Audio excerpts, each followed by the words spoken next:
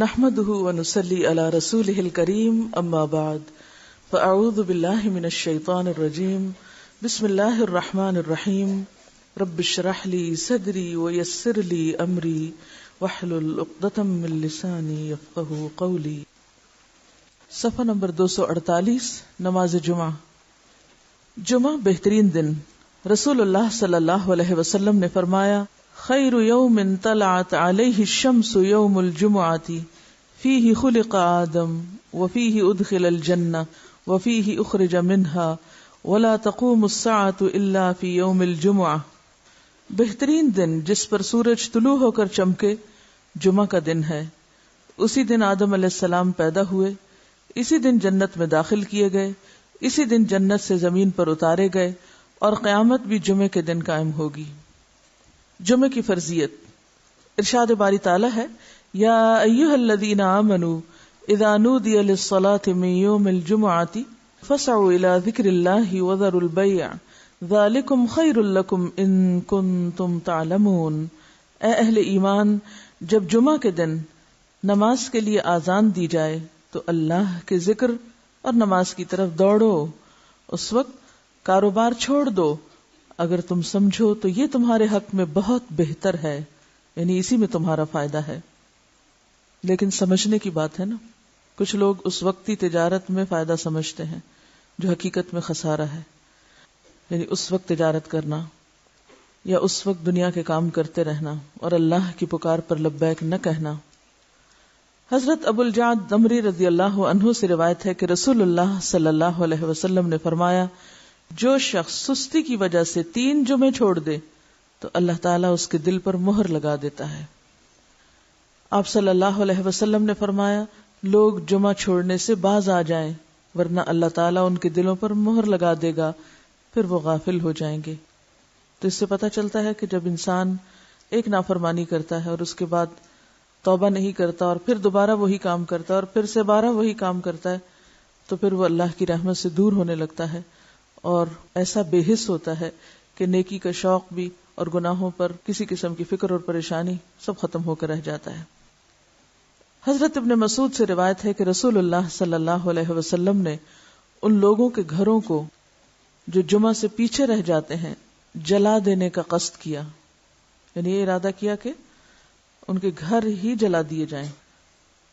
جمعہ کا چھوڑنا بہت بڑا گناہ ہے، اس پر شدید وعید ہے، لہذا ہر مسلمان پر جمعہ پڑھنا فرض ہے.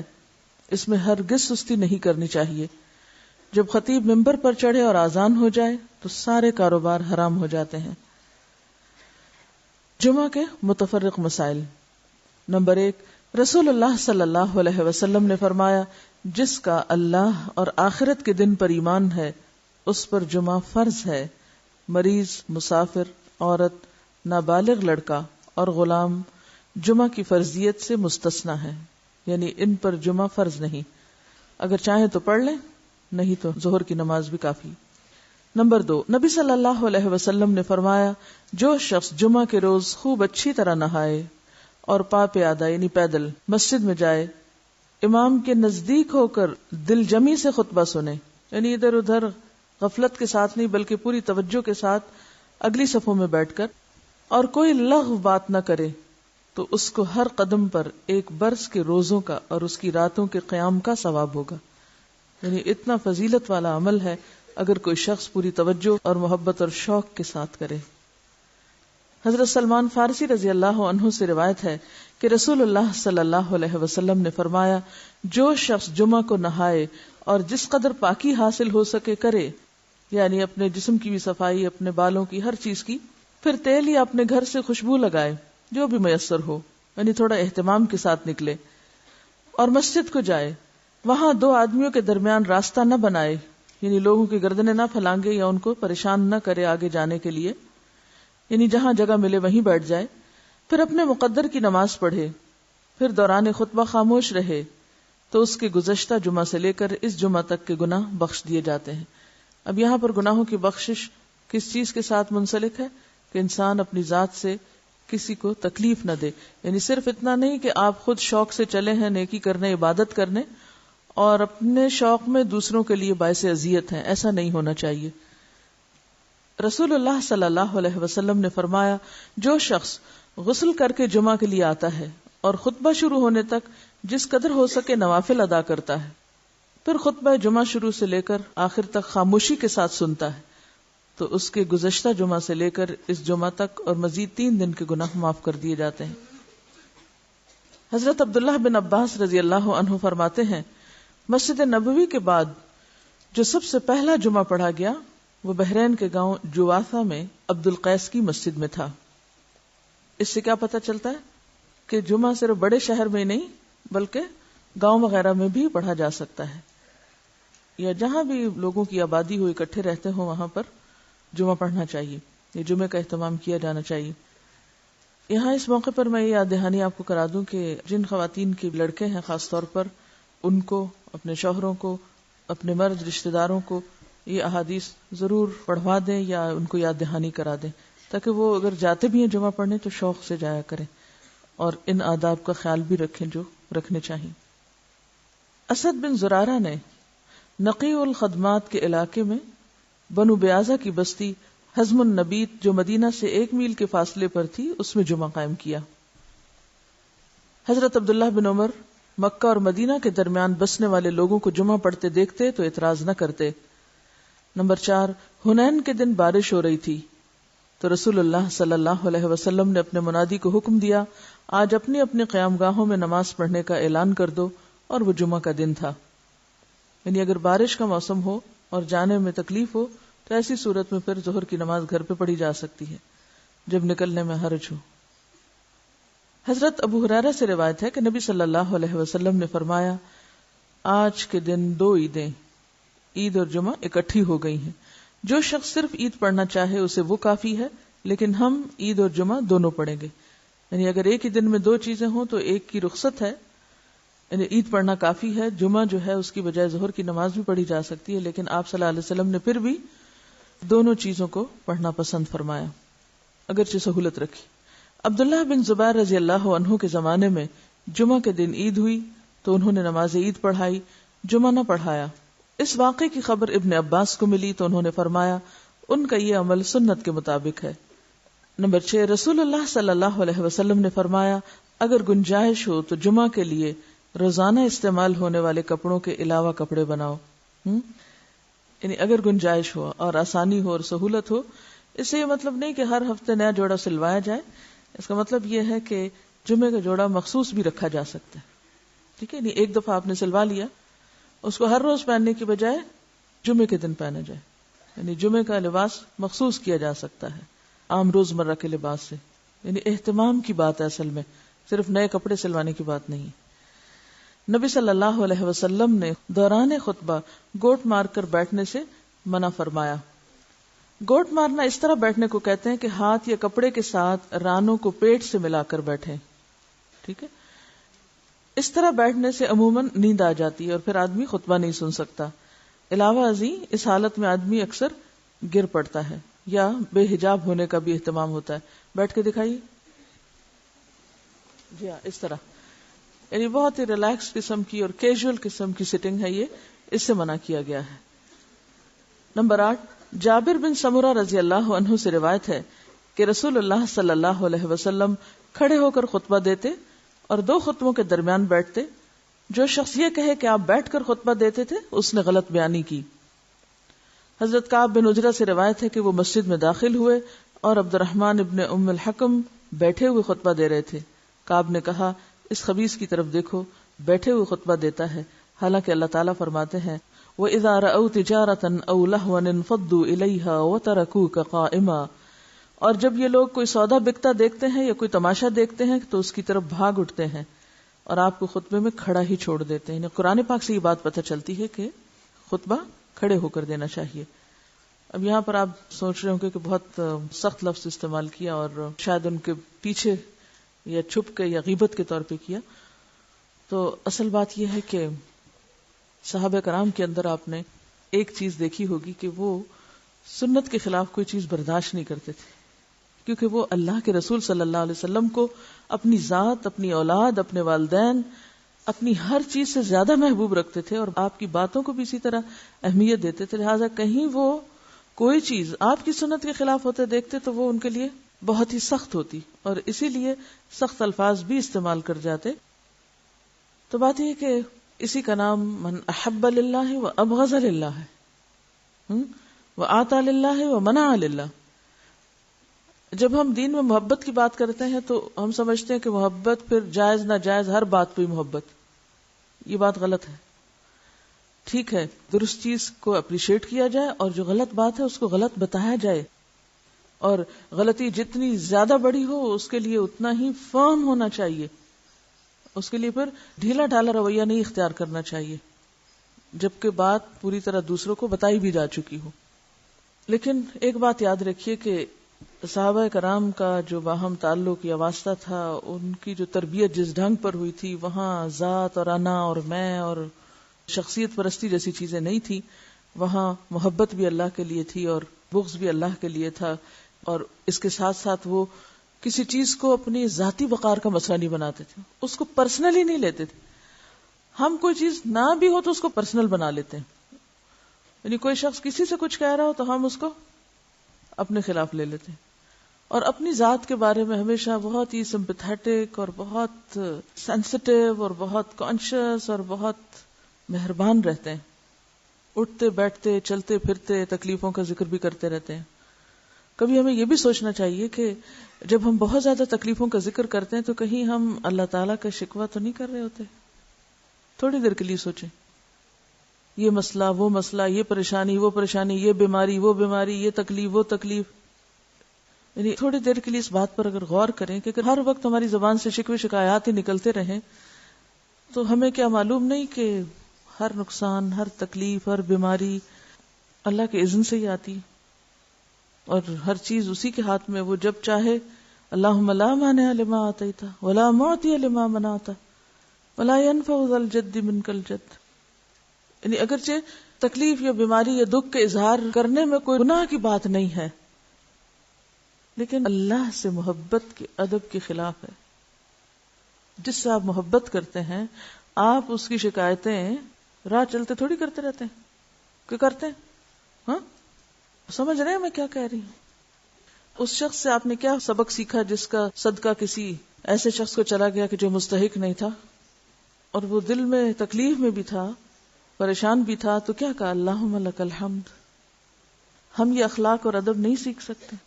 ہاں سیکھ سکتے ہیں. مثلا ایک ڈاکٹر کے پاس جا کے بتانا کہ میں بیمار ہوں، اس میں کوئی برائی نہیں، لیکن ہر انسان کو بتانا میں بیمار ہوں، یہ اللہ کی محبت کے ادب کے خلاف ہے. ابراہیم علیہ السلام جو اللہ کے دوست تھے، وہ کیا کیا کرتے تھے؟ کیا کہتے تھے؟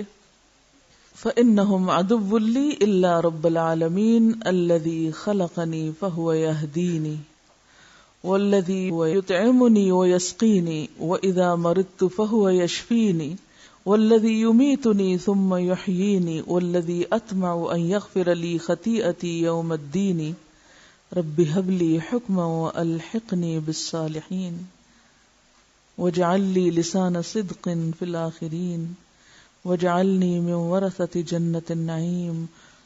کیا سرگوشی ہے نا اپنے رب سے، کیسے نعمتوں کا اقرار ہے، کیسے محبت اور شکر کا اظہار ہے. اب سوچتے ہو کہ پڑھاتے پڑھاتے پتہ نہیں کہاں چلی جاتی ہیں اور کسی اور ہی irrelevant بات کے اوپر شامت لے آتی ہیں روز. دیکھیے، ایک ہے عام سطح پہ جینا اور ایک ہے مقربین کی سطح پہ جینا. تو ہم معلوم نہیں کہاں ہیں، لیکن مقربین کے رستے پہ چلنا تو چاہیے نا، کہ نہیں؟ اتنی دعائیں مانگ کے کہتے ہیں رب ہب لی حکمن. یہ ہے عجز، یہ ہے عجزی. ساری مناجات کر کے کہتے ہیں اللہ مجھے حکمت دے، قوت فیصلہ دے، سمجھ دے، فہم دے. وَأَلْحِقْنِي بِالصَّالِحِينَ. یہ ہوتی ہیں اللہ سے محبت کی علامتیں. شکوہ محبت کی موت ہوتا ہے. شکوہ محبت کی موت ہوتا ہے. جس سے محبت ہوتی ہے اس سے شکوے نہیں کیے جاتے، یا اس کے شکوے یا اس کی شکایتیں دوسروں کے سامنے نہیں کی جاتی. جب کھینچ کے آہے سر کہتا ہے کوئی بندہ، جس حال میں بھی رکھے صد شکر ہے اللہ کا، میں سوچنے لگتا ہوں یہ شکر کیا اس نے یا تانا دیا اس نے رزاق دو عالم کو. میں سوچتی ہوں کبھی کبھی کہ ہم نہ سمجھی میں پتہ نہیں کیا کیا کرتے ہیں، اور پھر ہم مطمئن اتنے رہتے ہیں کہ ہم سب ٹھیک کر رہے ہیں. یہ جو دھوکہ ہے نا نفس کو، اور یہ جو خوش فہمی اور غلط فہمی ہے ہمیں اپنے بارے میں، اس کے لیے دعا کیا کریں کہ یا اللہ مجھے میرے عیب دکھا. کیونکہ یہ جو دھوکہ ہے خود کا سخت نقصان دہ ہے، اور دنیا میں ہمیں کوئی نہیں پتا چل رہا کہ ہم نیکی کے پردے میں کیا کیا گڑبڑ کر رہے ہیں. قیامت کے دن جب اعمال نامے سامنے آئیں گے نا نمبر لگ کے، تو ہوش اڑ جائیں گے کہ یہ میں کس غلط فہمی میں رہا. رسول اللہ صلی اللہ علیہ وسلم نے جمعہ کا خطبہ دیا. آپ کے سر پر سیاہ رنگ کی پگڑی تھی، اس کے دونوں سرے آپ نے کندھوں کے درمیان چھوڑے ہوئے تھے. اس کے دونوں سرے آپ نے کندھوں کے درمیان چھوڑے ہوئے تھے. رسول اللہ صلی اللہ علیہ وسلم نے جمعہ کے دن مسجد میں نماز جمعہ سے پہلے حلقہ بنانے سے منع فرمایا ہے. یعنی نہیں کہ صبح سے ہی آ کے وہاں حلقہ بنا کے بیٹھ جاؤ، کچھ پڑھنے لگ جاؤ. اب سوال یہ پیدا ہوتا ہے کہ جمعہ سے پہلے اس سے منع کیوں کیا گیا؟ دعا مانگ کے جواب دے اللہ سے کہ اللہ صحیح حکمت دے اور صحیح بات کی توفیق دے. دیکھیے کہ ہر چیز کا اپنا ایک مقام ہوتا ہے نا. آپ کو جمعہ کے لیے جانا ہے، جمعے کی نیت سے جائیں گے نا مسجد میں، اور اگر حلقہ بنانے یا بیٹھنے کے لیے جانا ہے تو وہ اس نیت سے پہلے ہی جا کے بیٹھیں گے نا آپ. تو وہ جو اصل کام ہے وہ کس میں دب جائے گا؟ اس پہ ایک شیڈو آ جائے گا نا کسی اور عمل کا. مثلاً یہ ایسا ہی ہے جیسے آپ کو کوئی کھانے سے پہلے میٹھا کھلا دے. کئی ملکوں میں کھانے سے پہلے میٹھا کھاتے ہیں. مجھے اب یاد نہیں کہاں، میں کہیں کسی جگہ پر گئی تو انہوں نے پہلے میٹھا سرو کیا. میں نے کہا یہ رکھ دیں ابھی بعد میں. کہتے نہیں ہمارے ہاں پہلے میٹھا کھایا جاتا ہے. اچھا، لیکن ہمارے ہاں جیسے عادات ہیں اس میں کیا ہے کہ میٹھا آخر میں کھایا جاتا ہے. ٹھیک ہے، اب اگر کھانے سے پہلے میٹھا کھا لیں تو اس سے کیا امپیکٹ ہوتا ہے کھانے پر؟ کھانے سے پہلے کیا کھاتے ہیں؟ ایپیٹائزر. تو میٹھا ایپیٹائزر نہیں ہے، وہ کیا کرتا ہے؟ فلنگ کر دیتا ہے، بھوک ختم کر دیتا ہے. تو اگر آپ جناب جمعہ سے پہلے ہی ہلکے بنا کے بیٹھ گئے کچھ کرنے کرانے تو کیا ہوگا؟ جب تک جمعے کا وقت آئے گا پیٹ بھر چکا ہوگا. کیونکہ ہر عبادت کے اندر ایک شوق، اس عبادت کی روح یا جو اس کی اہمیت ہے یا جو اس کے اندر شوق اور ذوق ہے وہ ماند پڑ جائے گا. پہلے سے ہی تھک جائیں گے آپ. عید کی نماز سے پہلے کوئی نوافل نہیں ہے. بنیادی بات یہی ہے کہ اس سے جو جمعے کی اہمیت یا جمعے کی جو خصوصیت ہے اس پر ایک طرح سے اثر بھی پڑتا ہے. چلیے آگے چلتے ہیں.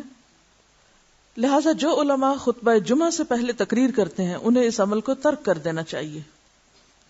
حضرت انس رضی اللہ عنہ کہتے ہیں کہ رسول اللہ صلی اللہ علیہ وسلم شدت کی سردی میں جمعہ کی نماز سویرے پڑھتے تھے اور شدت کی گرمی میں دیر سے پڑھتے تھے.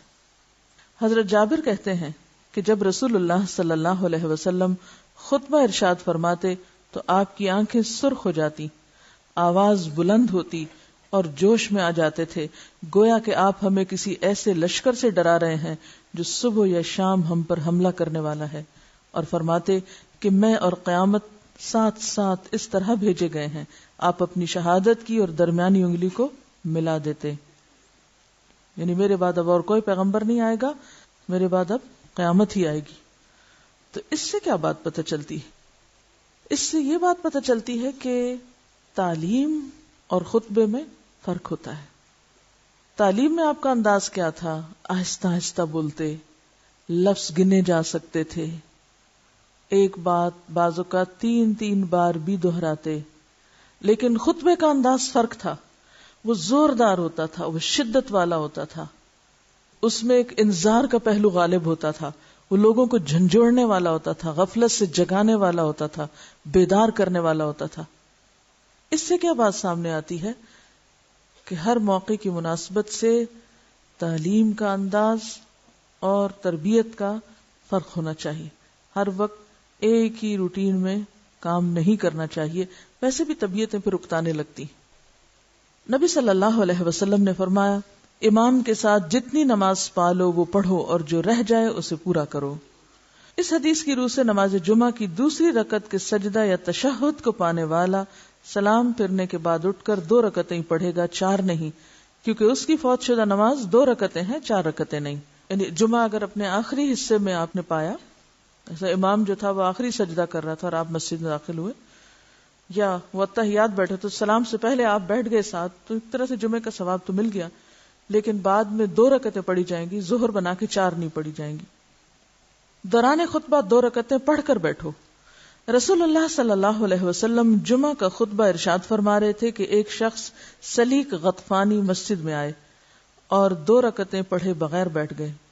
نبی صلی اللہ علیہ وسلم نے پوچھا، کیا تم نے 2 رکعتیں پڑھی ہیں؟ اس نے عرض کی، نہیں یا رسول اللہ. آپ نے فرمایا، کھڑے ہو جاؤ اور 2 رکعتیں پڑھ کر بیٹھو. پھر آپ نے ساری امت کے لیے حکم دے دیا، جب تم میں سے کوئی ایسے وقت مسجد میں آئے کہ امام خطبہ دے رہا ہو تو اسے 2 مختصر سی رکعتیں پڑھ لینی چاہیے، یعنی خطبے کے دوران بھی پڑھ سکتا ہے. جمعہ سے پہلے نوافل کی تعداد مقرر نہیں، بلکہ نبی صلی اللہ علیہ وسلم نے اجازت دی کہ جتنے بآسانی پڑھ سکتے ہیں پڑھ لیں. یعنی ایک دفعہ آپ مسجد میں آ گئے ہیں، آپ 2 پڑھیں، 4 پڑھیں، 6 پڑھیں، جتنے آپ کے پاس موقع ہے، وقت ہے، تو انتظار میں فارغ بیٹھنے کی بجائے بہترین ذکر ہے نماز وہ کریں، مگر کم از کم 2 ضروری ہیں.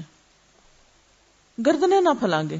حضرت عبداللہ بن بسر رضی اللہ عنہ سے روایت ہے کہ جمعہ کے دن رسول اللہ صلی اللہ علیہ وسلم خطبہ دے رہے تھے کہ ایک شخص لوگوں کی گردنیں پھلانگتا ہوا آنے لگا تو آپ نے یہ دیکھ کر فرمایا، بیٹھ جاؤ، تم نے لوگوں کو ایذا دی اور دیر لگائی ہے.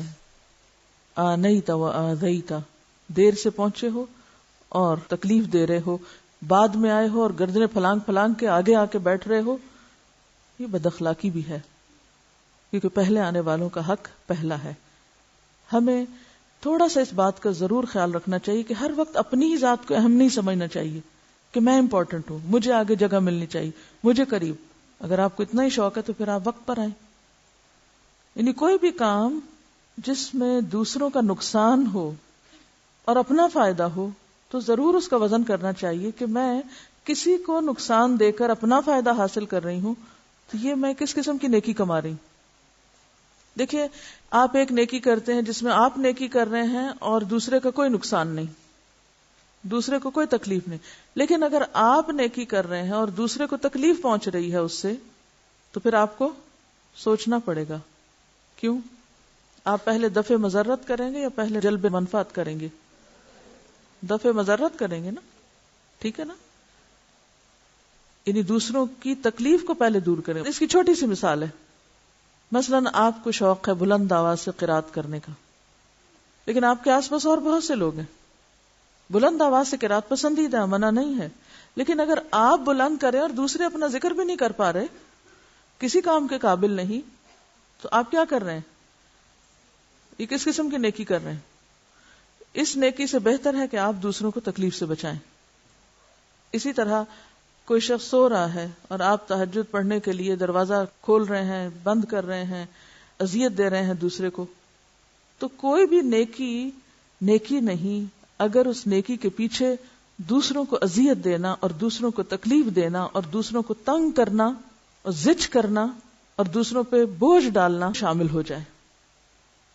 آپ نیکی ایسی کریں کہ جو دوسروں کے لیے تکلیف کا سبب نہ بنے. تو جمعہ کی نماز کے لیے آنے والوں کو جہاں جگہ ملے وہاں بیٹھ جانا چاہیے، دوسروں کو تکلیف نہیں دینی چاہیے. اب پہلے آنے والوں کا ثواب. حضرت ابو ہریرہ کہتے ہیں کہ رسول اللہ صلی اللہ علیہ وسلم نے فرمایا، فرشتے جمعہ کے دن مسجد کے دروازے پر ثواب لکھنے کے لیے کھڑے ہوتے ہیں اور سب سے پہلے آنے والے کا نام لکھ لیتے ہیں، پھر اس کے بعد آنے والے کا، اسی طرح لکھتے جاتے ہیں. جو شخص نماز جمعہ کے لیے اول وقت مسجد میں جاتا ہے اس کو اتنا ثواب ملتا ہے جتنا مکہ میں قربانی کے لیے اونٹ بھیجنے والے کو ثواب ملتا ہے. پھر جو بعد میں آتا ہے اس کو اتنا ثواب ملتا ہے جتنا مکہ میں قربانی کے لیے گائے بھیجنے والے کو، اس کے بعد آنے والے کو دمبا بھیجنے والے کے برابر، اس کے بعد آنے والے کو مرغی اور اس کے بعد آنے والے کو انڈا صدقہ کرنے والے کی مانند اجر ملتا ہے. پھر جب امام خطبہ دینے کے لیے نکلتا ہے تو فرشتے دفتر لپیٹ دیتے ہیں اور خطبہ سننے لگتے ہیں. Registration complete. کون کون داخل ہو گیا اس ثواب میں؟ بس اب دروازہ بند. تو نیکی کے کاموں میں تاخیر کرنا اور ہمیشہ ڈیلے کرنا اور پیچھے رہنا اس کے بارے میں حدیث آپ نے پڑھی ہوگی کہ کچھ لوگ پیچھے رہتے جاتے ہیں حتیٰ کہ اللہ ان کو پیچھے ڈال دیتا ہے. تو اس چیز کو ضرور مد نظر رکھیں کہ نیکی کے کام میں آگے بڑھنے والے ہی السابقون السابقون ہوتے ہیں. اللہ یہ کہ کوئی عذر ہو، کوئی تکلیف ہو، وہ اور بات ہے، لیکن عادت نہیں بنا لینی چاہیے سستی اور کسل مندی اور تاخیر کی. اچھا کوئی بات نہیں، پھر صحیح. رسول اللہ صلی اللہ علیہ وسلم نے فرمایا جمعہ کے دن ایک گھڑی ایسی ہے کہ جو مسلمان اس گھڑی میں اللہ سے بھلائی کا سوال کرے تو اللہ تعالیٰ اس کو قبول کرتا ہے.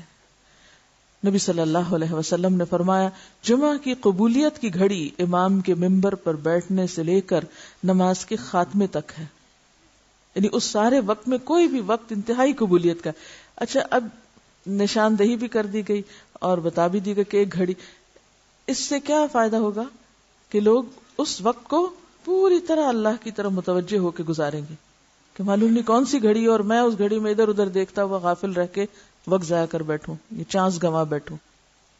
اگر کوئی آپ کو یہ کہے کہ اگلے 10 منٹ میں آپ کے اوپر چھت سے ایک سونے کا انڈا نیچے گرنے والا ہے تو آپ کیا کریں گے؟ اس 10 منٹ میں تو سانس بھی نہ لیں، شاید آنکھ بھی نہ جھپکیں کہ کہیں ایسا نہ ہو کہ میں آنکھ بند کر جاؤں اور وہ انڈا مس ہو جائے مجھ سے.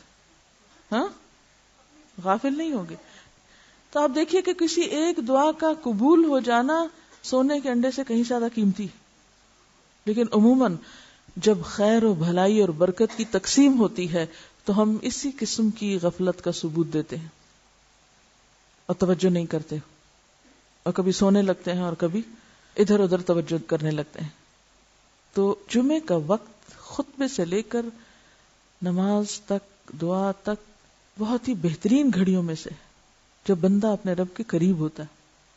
لہذا آنا بھی جلدی چاہیے کہ السابقون ہو. اور سابقون کون ہوتے ہیں؟ المقربون ہوتے ہیں. اور مقربون وہی ہو سکتے ہیں کہ جو ایسے مواقع کو بخوبی استعمال کرنا جانتے ہوں اور ان مواقع میں غافل نہ ہو. بعض اوقات ایک لمحے کی غفلت انسان کو سالوں پیچھے لے جاتی. خطبہ جمعہ کے مسائل. رسول اللہ صلی اللہ علیہ وسلم 2 خطبے ارشاد فرماتے، ان کے درمیان بیٹھتے، خطبہ میں قرآن مجید پڑھتے اور لوگوں کو نصیحت کرتے. آپ کی نماز بھی اوسط درجے کی اور خطبہ بھی اوسط درجے کا ہوتا، بہت طویل خطبہ نہیں ہوتا تھا. آپ نے فرمایا کہ آدمی کی لمبی نماز اور مختصر خطبہ دانائی کی علامت ہے، یعنی عقل مندی کی بات ہے. پس نماز عام نمازوں کی نسبت طویل کرو اور خطبہ عام خطبوں کی نسبت مختصر کرو. نبی صلی اللہ علیہ وسلم خطبہ جمعہ میں سورۃ قاف کی تلاوت فرماتے تھے. حضرت ابو ہریرہ رضی اللہ عنہ روایت کرتے ہیں کہ رسول اللہ صلی اللہ علیہ وسلم نے فرمایا جمعہ کے خطبہ میں جب تو اپنے پاس بیٹھنے والے کو یہ کہے کہ چپ رہو تو بلا شبہ تم نے بھی لغو کام کیا. یعنی اتنا بولنے کی بھی اجازت نہیں کہ انسان کسی سے کہے بی کوائٹ یا چپ. چپ لفظ بولنا جو ہے یہ بھی لغو میں شمار ہوتا ہے، کیونکہ پیچھے آیا نا کہ جس نے لغو بات نہ کی. تو ہم سمجھتے ہیں لغو بات سے مراد کوئی شاید قصے کہانیاں ہیں یا کوئی لطیفے سنانا ہے یا فضول باتیں ہیں. نہیں، بالکل جینون بات کرنا کہ ایک شخص شور کر رہا ہے یا بول رہا ہے تو اس کو چپ کرانا، یا امر بالمعروف یا نہی عن المنکر جو ہے وہ بھی اس وقت منع ہے. یہ ساری چیزیں کس چیز کی علامت ہے؟ یہ سارے جو ادب آداب جمعے کے دن سکھائے جا رہے ہیں، نہا دھو کے جاؤ، اس جمعے سے پہلے مت بیٹھو طویل وہاں، اور پھر خطبہ مختصر ہو، اور پھر اس مخصوص وقت میں دعا قبول ہوتی ہے. یہ سب چیزیں کیا بتا رہی ہیں؟ کس چیز کی طرف لے جا رہی ہیں؟ یعنی مقصود کیا ہے؟ یعنی انتہائی توجہ اور یکسوئی کے ساتھ اس روحانیت کو حاصل کرنا جو اس دن میں دی جانی مطلوب ہے، وہ تعلیم حاصل کرنا، وہ سیکھنا اور وہ فائدہ اٹھانا جو جمعے کے دن کو مقرر کر کے اللہ نے بندوں کے لیے رکھا ہے. یعنی ساری چیزیں ایک ہی چیز کے اوپر لے جا رہی ہیں، اور وہ ہے یکسوئی کی پریکٹس. یکسو، مکمل کنسنٹریشن، مکمل توجہ، انابت اللہ. حضرت ابن عمر کہتے ہیں کہ رسول اللہ صلی اللہ علیہ وسلم نے اس سے منع فرمایا کہ آدمی اپنے بھائی کو اٹھا کر اس کی جگہ پہ بیٹھے. نافع سے پوچھا گیا کیا صرف جمعہ میں منع ہے؟ فرمانے لگے جمعہ میں اور اس کے علاوہ بھی. یعنی آپ یہ نہیں کر سکتے کہ کہیں پر جائیں اور کوئی شخص بیٹھا تو آپ اس سے کہیں تم اٹھو یہاں سے، مجھے یہ جگہ اچھی لگتی ہے، مجھے بیٹھنا ہے. یہ معیوب بات ہے، ناپسندیدہ ہے. پھر خود پسندی کی بات بھی ہے کہ آپ اپنے آپ کو اتنا امپورٹنٹ سمجھتے ہیں، اپنی اتنی اہمیت جانتے ہیں کہ آپ دوسروں کو اذیت دے کے خود اپنی جگہ بنانا چاہتے ہیں. اصل بات یہ کہ جب تک ہم اپنی خود پسندی سے اور اپنی انا سے اور اپنی ذات کی اہمیت کے شوق سے اور ذاتی بڑائی کے شوق سے باہر نہیں نکلیں گے، بہت سی نیکیوں سے محروم رہ جائیں گے، بلکہ نیکیوں کے شوق میں بھی گناہیں کرتے رہیں گے. حضرت عمارہ بن رویبہ سے روایت ہے کہ انہوں نے بشیر بن مروان کو جمعہ کے دن منبر پر دونوں ہاتھ اٹھاتے ہوئے دیکھا تو فرمایا اللہ تعالیٰ ان دونوں ہاتھوں کو ہلاک کرے. عمارہ بن رویبہ کون ہیں؟ صحابی ہیں. انہوں نے بشیر بن مروان کو جمعہ کے دن منبر پر دونوں ہاتھ اٹھائے ہوئے دیکھا تو فرمایا اللہ تعالیٰ ان دونوں ہاتھوں کو ہلاک کرے. نبی صلی اللہ علیہ وسلم خطبہ میں صرف ایک ہاتھ کی شہادت والی انگلی سے اشارہ کرتے تھے اور بس. یعنی اس نے خطبہ دیتے ہوئے کیا کیا؟ جیسے عام سپیکرز کہتے ہیں نا، دونوں ہاتھ اٹھا اٹھا کے اور جیسے مکے لہرا لہرا کے اور بازو اٹھا اٹھا کے خطبہ دینا انتہائی ناپسندیدہ چیز ہے. تب آپ دیکھیں کہ صحابی کی تنقید کتنی سخت ہے، ایک طرح سے بد دعا دے رہے ہیں کہ اللہ ان دونوں ہاتھوں کو ہلاک کرے، کیونکہ نبی صلی اللہ علیہ وسلم خطبے میں صرف دائیں ہاتھ کی شہادت کی انگلی اٹھاتے تھے، لیکن جو خبردار بھی کرنا ہوتا تھا اور بس. نبی صلی اللہ علیہ وسلم نے کھڑے ہو کر خطبہ دیا اور آپ کے ہاتھ میں عصا یا کمان تھی. نبی اکرم صلی اللہ علیہ وسلم 2 خطبے دیتے اور ان کے درمیان بیٹھتے کیوں تھے؟ شارٹ بریک ایک طرح سے، تاکہ پھر سے توجہ ہو جائے. ظہر احتیاطی کی بدعت. بعض لوگ نماز جمعہ کے علاوہ ظہر احتیاطی پڑھتے ہیں اور اس کا فتویٰ بھی دیتے ہیں، حالانکہ رسول اللہ صلی اللہ علیہ وسلم کی ذات پاک اور آپ کے بے شمار صحابہ کرام سے جمعہ کے بعد نماز ظہر کا پڑھنا کہیں ثابت نہیں. ہم حیران ہیں کہ نماز جمعہ ادا کرنے کے بعد احتیاطاً ظہر کے فرض پڑھنے والے اور پڑھنے کا حکم دینے والے اللہ تعالیٰ کو کیا جواب دیں گے؟ کیا رسول اللہ صلی اللہ علیہ وسلم جمعہ کے بعد ظہر پڑھنا اور لوگوں کو بتانا بھول گئے تھے، جو بعد میں آنے والے لوگوں نے ایجاد کر کے تکمیل دین کی ہے؟ جمعہ کے دن روزہ رکھنا. نبی صلی اللہ علیہ وسلم نے جمعہ کا دن روزے کے لیے اور جمعہ کی شب یعنی جمعرات اور جمعے کے درمیانی رات کو عبادت کے لیے خاص کرنے سے منع فرمایا. پھر آپ دیکھیے کہ جمعے کے دن روزے سے منع کر دیا گیا، کیا حکمت ہو سکتی ہے؟ دیکھیے کہ روزہ رکھ کے ایک طرح سے کچھ کمزوری بھی تو ہو جاتی ہے نا، اور بعض اوقات ہو سکتا ہے کہ آپ کے قریبی علاقے میں جمعے کا اہتمام نہ ہو، آپ کو دور جانا ہو. پھر اسی طرح یہ ہے کہ صرف ایک ہی دن کو مخصوص کر لینا عبادت کے لیے اور باقی سارے دن بھول جانا، یعنی سارا کچھ ایک ہی دن اکٹھا کرنا اور بہت کچھ ایک ہی دن کر کے اور باقی دنوں میں فارغ ہو جانا، ان چیزوں کا سدباب کیا گیا. روزے کے لیے جمعرات کا دن زیادہ پسندیدہ ہے جمعے کی نسبت. اور پھر شب جمعہ جو ہے اس کی عبادت سے بھی روکا گیا ہے، یعنی شب بیداری مت کرو اس رات. کیوں؟ پھر جمعے کا حق مارا جائے گا. کیونکہ بعض اوقات ہم اصل کام تک پہنچتے پہنچتے پہلے خود ساختہ کام شروع کر دیتے ہیں، اور یہ شیطانی حربے بھی بعض اوقات ہوتے ہیں اصل کام سے توجہ ہٹانے کے لیے. اور دیکھیں یہ جو ٹائم مینجمنٹ کے اصول ہیں ان میں ایک بہت ہی بنیادی اور اہم اصول کیا ہے کہ اہم کام سب سے پہلے اور کاموں کو پرائرٹائز کرنا. یعنی اگر آپ چاہتے ہیں کہ بر وقت کام ہو اور آپ اپنے وقت کا بھرپور استعمال کریں تو اس میں اہم چیز پہلے، اور اپنی ترجیحات کا تعین، یعنی کاموں کو پرائرٹائز کرنا، یہ بہت اہم ہے. کیوں؟ اس لیے کہ جمعے کے دن کی سب سے اہم عبادت کیا ہے؟ نماز جمعہ اور اس دن کا خطبہ سننا اور اس کی تیاری کرنا اور بر وقت مسجد پہنچنا. اگر ہم اس کام کے ساتھ کچھ اور کام ایجاد کر لیتے ہیں عبادت کے نام پر جس سے آپ نے منع فرمایا، تو ہم دراصل کیا کر رہے ہیں؟ اصل کام کی ترجیح پر اثر انداز ہو رہے ہیں، یعنی اصل کام کو اہم نہیں بلکہ غیر اہم کر رہے ہیں. عید کے دن بھی روزہ رکھنے سے آپ نے منع فرمایا نا، اور جمعہ بھی ایک چھوٹی عید ہے، ایک طرح سے خوشی کا دن بھی ہے. دیکھیے کہ بعض لوگ تہجد پڑھ لیتے ہیں، فجر قضا کر دیتے ہیں. اسی طرح اگر کوئی شخص جمعے کی رات عبادت کرتا رہے اور جب جمعے کا وقت آئے تو اس وقت وہ سست ہو کے بیٹھ جائے اور خطبہ جمعہ میں بھرپور نیند لے کے اٹھے. کیونکہ اکثر ایسے ہی ہوتا ہے نا، جو لوگ راتوں کو بے وجہ جاگتے ہیں وہ پھر تعلیم کے وقت خوب سوتے ہیں اور سو کر سارے سونے کے انڈے کھو دیتے ہیں. دیکھیے کہ رات کی عبادت اور مخصوص کر لینا اس رات کو اور روزہ رکھنا یہ ایک انفرادی عبادت ہے. لیکن نماز جمعہ ایک اجتماعی عبادت ہے. تو بعض اوقات ہم انفرادی کاموں میں، ذاتی کاموں میں اس طرح لگ جاتے ہیں کہ اجتماعی کام جو ہیں وہ متاثر ہو جاتے ہیں، تو یہ درست نہیں. یعنی اس میں بہت سی حکمتیں ہو سکتی ہیں. جمعہ کا دن اور درود شریف کی کثرت. آپ صلی اللہ علیہ وسلم نے فرمایا، جمعہ کے دن مجھ پر بکثرت درود بھیجو، تمہارا درود مجھے پہنچایا جاتا ہے.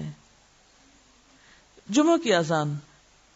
حضرت صائب بن یزید سے روایت ہے کہ رسول اللہ صلی اللہ علیہ وسلم، حضرت ابو بکر اور عمر رضی اللہ عنہم کے زمانے میں جمعہ کی اذان اس وقت ہوتی تھی جب امام خطبے کے لیے ممبر پر بیٹھ جاتا. جب حضرت عثمان خلیفہ بنے اور لوگ زیادہ ہو گئے تو زورا کی جگہ پر ایک اور اذان دی جانے لگی. امام بخاری فرماتے ہیں زورا مدینہ کے بازار میں ایک مقام ہے. مسجد کے اندر امام کے خطبے سے پہلے صرف ایک اذان ہے. اکثر مساجد میں اس سے قبل دی جانے والی اذان کو ثبوت حضرت عثمان کے دور سے بھی نہیں، لہٰذا اس سے اجتناب کرنا چاہیے. یہ ذرا حاشیہ دیکھ لیتے ہیں اس کا. جمعے کے دن پہلی اذان کا پس منظر یہ ہے کہ عہد نبوت میں مدینہ منورہ اس کی آبادی کا حجم نسبتاً مختصر تھا. آپ کو معلوم ہے کہ اس وقت جتنے ایریے پر مسجد نبوی ہے پورا شہر اتنے ایریے میں تھا. جی ہاں، موجودہ مسجد نبوی کو اگر آپ جائیں کبھی، اللہ لے جائیں، چاروں طرف سے چکر لگائیں، اچھا خاصا رقبہ ہے. تو اس وقت پورا مدینہ بس اتنا تھا، اور ایک اذان اس سارے ایریے کے لیے کافی تھی. لوگوں کو اذان آسانی سے سنائی دے جاتی. تو عہد عثمانی میں آبادی زیادہ ہو گئی تو تمام لوگ اذان کی آواز سن نہیں پاتے تھے، جس کا لازمی نتیجہ یہ نکلا کہ گناہ گو مصروفیات کا شکار کئی لوگ مسجد میں بروقت پہنچنے سے قاصر ہو گئے. اس کا انتظامی حل یہ نکالا گیا کہ پہلے مسجد سے باہر بازار کے اندر اذان دی جائے، اس سے کچھ ہی دیر بعد مسجد نبوی میں دوسری اذان ہو جاتی. اور حضرت عثمان کا یہ اقدام بدعت نہ تھا، کیونکہ حضرت عثمان خلفائے راشدین میں سے ہیں. ان کے دور میں مدینہ منورہ میں جب پہلی دفعہ اس اذان کی ضرورت محسوس کی گئی تو انہوں نے اسے شرعی حکم کے طور پر نہیں، محض انتظامی حل کے طور پہ جاری کیا تھا، جسے صحابہ کرام کی خاموش تائید حاصل تھی. ظاہر ہے کہ جس چیز پر صحابہ کرام کا عمومی اتفاق ہو وہ بدعت نہیں ہوتی. وآخر دعوانا ان الحمد للہ رب العالمین. سبحانک اللہم وبحمدک، نشہد ان لا الہ الا انت، نستغفرک ونتوب الیک.